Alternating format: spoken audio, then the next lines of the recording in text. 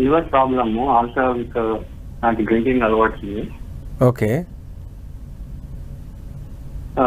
కడుపు అంతా ఉబ్బరం. ఓకే. ఈ రైట్ సైడ్ వచ్చి చాలా ఇబ్బందిగా ఉంది. ఓకే. కర్నూలులో ఒకసారి చూపించుకున్నాను కొద్దిగా మేలు. దానికి ఏమన్నా ఆహార పద్ధతి ఏమన్నా మీరు చెప్తారేమో?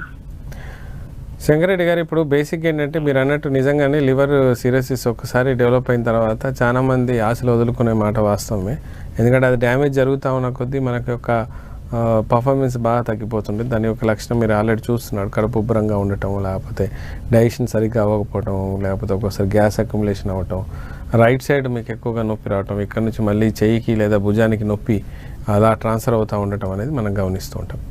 దీనికి ఖచ్చితమైన రికవరీకి అయ్యే అవకాశాలు ఎక్కువ ఉన్నాయంటే, ఎస్పెషల్లీ హోమియోపతిలో లివర్ సెల్స్ ఏవైతే డ్యామేజ్ అయి ఉన్నాయో అవి మరీ ఎక్కువ డ్యామేజ్ అయిన సెల్స్ పక్కన పెట్టి మిగతా సెల్స్ రీఆర్గనైజ్డ్ అయ్యే అవకాశాలు ఎక్కువ ఉన్నాయండి. మళ్ళీ పుడతాయండి, రీజనరేషన్స్ అయ్యే అవకాశాలు ఎక్కువగా ఉన్నాయి. కాబట్టి లివర్ సెల్స్ కణాలు మళ్ళీ పుట్టేసి మీకు ఆ డ్యామేజ్ని అంతా క్లియర్ చేసుకునే అవకాశాలు ఎక్కువగా ఉంటాయి. సో మీరు అస్సలు నిరుత్సాహపడకూడదు. మీరు ఆల్కహాల్ మానేసిన అన్నారు, అది ఖచ్చితంగా అలాగే ఫాలో చేయండి.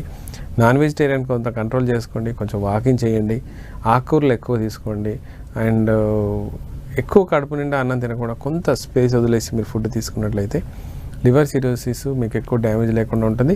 హోమియోపతి మెడిసిన్స్ వాడుతున్నట్లయితే మనకు ఫైబ్రో స్కాన్ చేసినప్పుడు లివర్ సిరోసిస్ యొక్క డ్యామేజెస్ లెవెల్స్ అర్థమవుతాయి. ఈవెన్ స్కానింగ్లో కూడా అర్థమవుతూ ఉంటాయి. మనం ఒక మెడిసిన్ వాడుతున్న కొద్దీ మనకు ఖచ్చితంగా ఆ ఇంప్రూవ్మెంటు, ఆ డిఫరెన్షియేషన్ మనకు లివర్ సిరోసిస్లో కనబడుతుంది.